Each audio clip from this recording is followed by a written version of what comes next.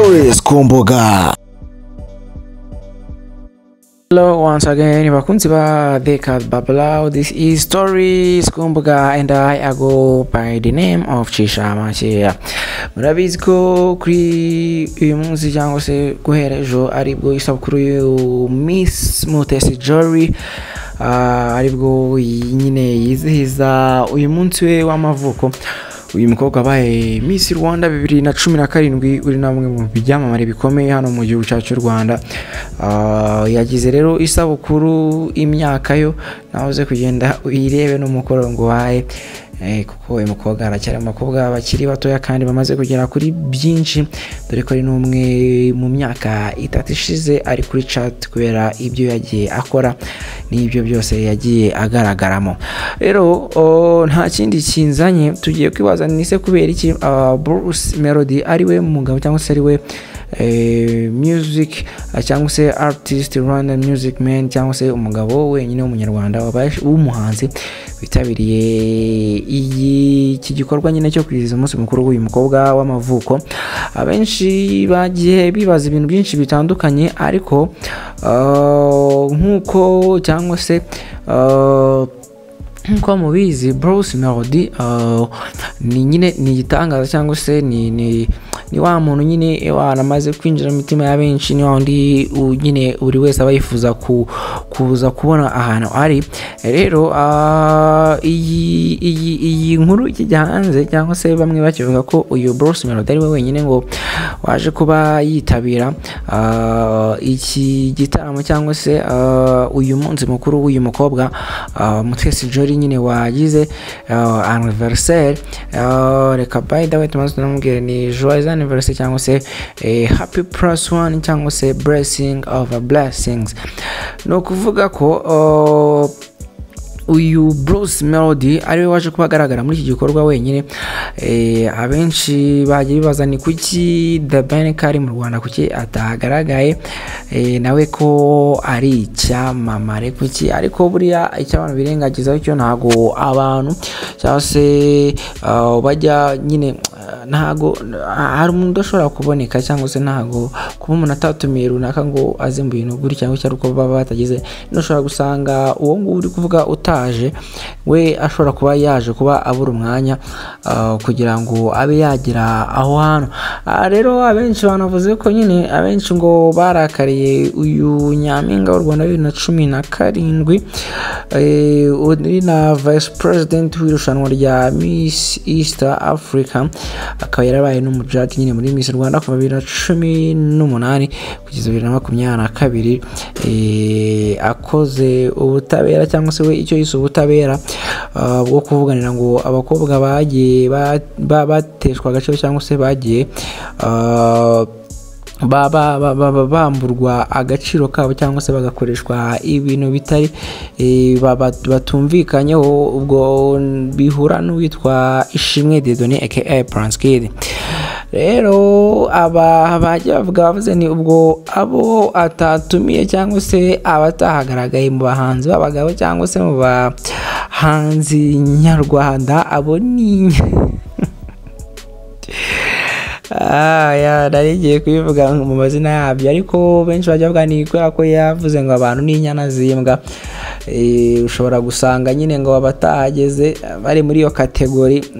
Ibyo na magambo y'abantu bagenda bavuga, ariko mu by'ukuri iyo ugiye kureba nyine kuba Bruce Melodie yagaragara hariya ngo The Ben atagaragaye, Christopher atagaragaye, n'abandi ba celebrities benshi cyangwa se n'indi byamamare byinshi, ugasanga ngo Bruce Melodie wagaragaye, ibyo ntabwo bishobora kuba ikibazo cyangwa se ngo biteze saga iri ku rwego hejuru, dore ko uyu mukobwa nyine nawe amaze kubikimenya bose.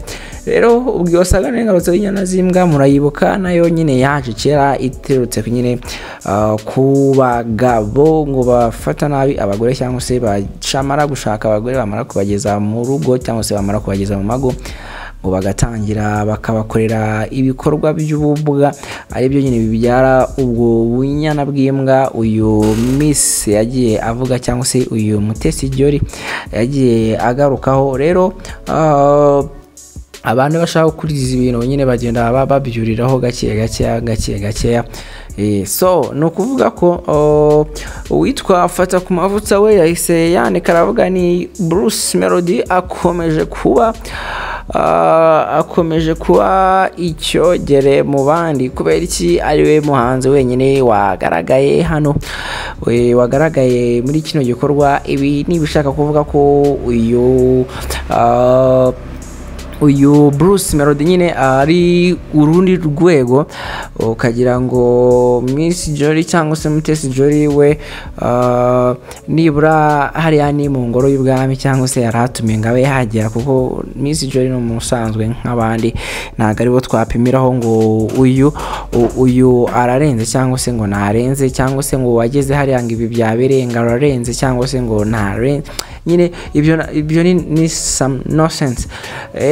So Fata ku mavuta kandi yongera aravuga ati uyu Mutesi Jolly naramukurikiranye bucece, ariko rwose ndi gushaka ko nabona ko haba hari umuhungu urenda baba bari gukundana, ariko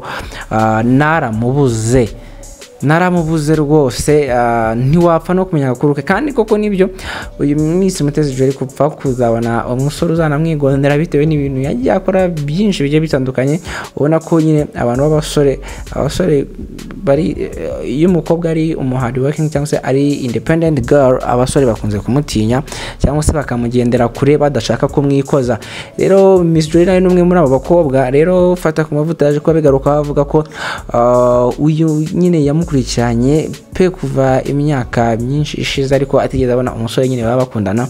Avuga ko ahenzapye abivuyemo, noneho abihariye umunsi w'igikwe cyangwa se igihe igikwe kizahabera bakazarirwa bazamenya umugabo w'uyu mukobwa, cyangwa se ubundi uyu mukobwa we afite gahunda yo kuzakora igikwe, dore ko yavuze ko abakobwa bose batagomba kubarebera muri kategori yo kuba bari mariye cyangwa se barashatse abagabo ngo ari byo bagira successfully. Ibyo yarabihakanye. Ubwo no gutegereza tukareba koko ese Mutesi Jolly igihe kizagera turebe ko yashira cyangwa se umugabo yamushyira mu mago, cyangwa se niba uzamwishyira mu mago ntawamenya, dore ko uyu mukobwa nyine nawe ari umukobwa uri kuri yindi level cyangwa se urundi rwego rwiwe yishyiriyeho, bituma nyine abatipe bamutinya cyangwa se abasore bano mu Rwanda bamutinya. No muri isabukuru yiwe rwose babonaga ewana, mu gihe ba Naomi baba bashishikajwe no kwerekana abakunzi babo, ugasanga Liliane murabyibuka mu gikwe cya Prince Kid yerekanye umukunzi wiwe, abo tutaramenya niba Megan n'abandi benshi, ariko Jolly we noneho nta nubwo umuntu ajya amenya ngo uyu mukobwa barizwa he cyangwa se bigenda bite.